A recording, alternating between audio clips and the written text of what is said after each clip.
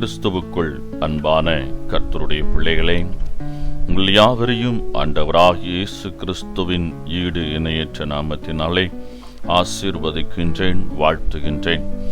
கர்த்தர் தாமே இந்த நாளிலே உங்களை ஆசீர்வதித்து தம்முடைய பரிபூர்ண நன்மையினால் உங்களை திருப்தியாக்கி இம்மையில் நீங்கள் சுகித்திருக்கவும் மறுமையில் நிலை வாழ்வை சுதந்திரித்துக் கொள்ளவும் அனுக்கிரகம் செய்வாராக. தினம் ஒரு மிஷனரி என்கின்ற தலைப்பிலே இந்த நாளிலே நாம் பார்க்க இருக்கிற மிஷனருடைய பெயர் கிரகோரி. இவருடைய பிறப்பு 329 கிறிஸ்துவுக்கு பின், இவருடைய இறப்பு 389 கிறிஸ்துவுக்கு பின். நாடு கப்பத்தோக்கியா, தரிசன பூமி கான்ஸ்டன்டினோபல். ஆம், நம்முடைய கிறிஸ்தவ ஜீவியம் என்பது கிறிஸ்துவோடு கூட அனுதினமும் நடந்து அவரோடு இணைந்து செயலாற்றுகிற ஒரு அனுபவம் நிறைந்ததாக இருக்க வேண்டும். கிறிஸ்துவுக்கு பின் 4ஆம் நூற்றாண்டு வேதத்தை குறித்த அறிவு அற்றவர்கள் அங்கும் இங்கும் பரவி புரட்டு உபதேசங்களை பரப்பிக் கொண்டிருந்த காலம் அது. வார்த்தையிலே தெளிவில்லை, வாழ்க்கையில் உண்மையில்லை. சுருங்கச் சொன்னால் கிறிஸ்து அவர்களோடு இல்லை. இப்படிப்பட்ட ஒரு கிறிஸ்துவ ஜீவியத்திலே பயன் ஏதும் இல்லை.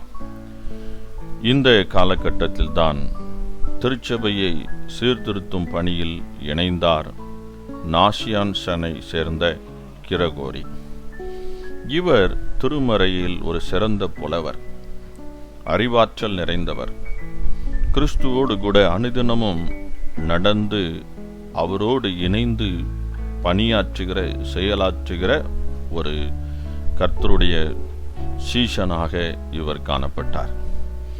கப்பல் பயணம் ஒன்றில் புயலில் சிக்கிய வேளையில் பொருத்தனை ஒன்றை செய்தார்.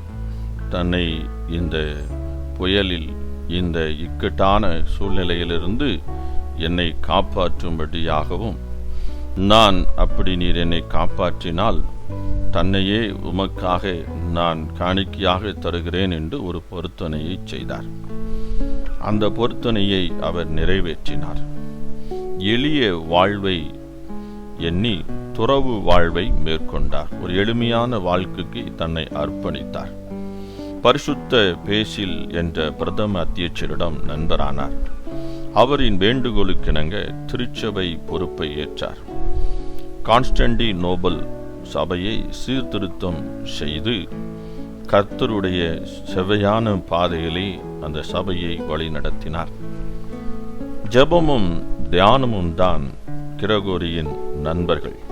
ஆம், நாமும் பிறரை கர்த்தரண்டையில் வழிநடத்த வேண்டும் என்று சொன்னால் நம் வாழ்விலே ஜெபமும் வேத தியானமும் மிக மிக அவசியமாக இருக்கிறது. நமது ஆண்டவரை முழு நேரம் பற்றி சேவிக்க மக்களை உற்சாகப்படுத்தினார். உணவாக ரொட்டியையும் எடுத்துக்கொண்டார். பானமாக தண்ணீரை உண்டு தூய்மையான இருதயத்துடன் மக்களை வழிநடத்தினார். இவரது தாழ்மை, தவ முயற்சிகள், எளிமையான ஒரு வாழ்வு, கிறிஸ்துவோடு உள்ள உறவு ஆகியவை அநேகரை கிறிஸ்துவ அண்டை இவரை ஈர்த்தன. எதிரிகளும் நண்பர்களாயினர். மரணம் வரை மகத்தான பணிகளை மனப்பூர்வமாய் செய்து முடித்தார் கிரகோரி. ஆம் அன்பரே, ஆண்டவரோடு ஒரு பொருத்தனை செய்துவிட்டால் அதை செய்த பின் யோசிக்க கூடாது, அதை செய்து முடிக்க வேண்டும். இந்த கிரகோரி ஒரு அமைதியான முறையிலே திருச்சபையை சீர்படுத்தி அநேகரை கிறிஸ்துவ அண்டையில் இழுத்தார். இதற்கு ஒரே ஒரு காரணம், எளிமையான வாழ்வு, ஜெபமும் வேத தியானமும் அனுதின வாழ்க்கையாக மாறியது.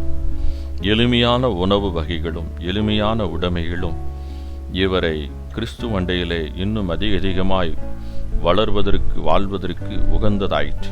இந்த வாழ்வே மற்றவர்களையும் ஈர்த்து கிறிஸ்துவ அண்டையிலே கொண்டு வந்தது என்று சொன்னால் அது மிகையாகாது. இந்த நாட்களிலே ஊழியக்காரன் என்று சொன்னால், கர்த்தருடைய தாசன் என்று சொன்னால், விலை உயர்ந்த ஆடை ஆபரணங்களும் உடைமைகளும் பகட்டான ஒரு வாழ்க்கையுமே கிறிஸ்துவ ஊழியக்காரருக்கு அச்சு அடையாளங்களாக இருக்கிறது. இவர்களை நெருங்குவதும் இவர்களோடு பழகுவதும் ஒரு கடினமான ஒரு சூழ்நிலையை ஜனங்களுக்கு ஏற்படுத்தியிருக்கிறது. அவர்களை பார்க்க வேண்டுமென்றாலும் அதற்காக முன் அனுமதி பெற்றுதான் பார்க்க வேண்டும். அந்த அளவுக்கு ஊழியக்காரர்களுக்கும் ஜனங்களுக்கும் ஒரு பெரிய ஒரு விரிசல், ஒரு பெரிய இடைவெளி இருக்கிறதை நாம் பார்க்க முடியும். அப்படி இருந்தால் கிறிஸ்துவின் ஊழியத்தை நாம் செவ்வையேன்னு செய்ய முடியாது. எளிமையான வாழ்வும் தாழ்மையான குணமும் ஜனங்களோடு ஜனங்களாக நாம் இருந்து அவர்களை கிறிஸ்துவண்டையிலே வழிநடத்தும் பொழுதுதான் நாம் ஆத்தும அறுவடை பணியை அமைதியான முறையிலேயும் செவையாய் செய்து முடிக்க முடியும். இதற்கு ஒரு எடுத்துக்காட்டு தான் இந்த கிரகோரி மிஷனரி. ஆம், அருமையான கர்த்தருடைய பிள்ளைகளே, இவரை போல நாம் ஆண்டவருடைய ஊழியத்தை எளிமையான முறையிலே செய்து முடிக்க நம்மை அர்ப்பணிப்போம். இந்த நாளிலே தியானத்துக்குரிய வேத பகுதி லேவியராகமம் 11ஆம் அதிகாரம், சங்கீதம் 110, 112, 2 கொரிந்தியர் 3, 4 அதிகாரம். இந்த வேத பகுதியிலே வாசித்து கர்த்தருடைய ஆசீர்வாதத்தை பெற்றுக்கொள்ளுங்கள். கர்த்தர் தாமே உங்களை ஆசீர்வதிப்பாராக. ஆமேன்.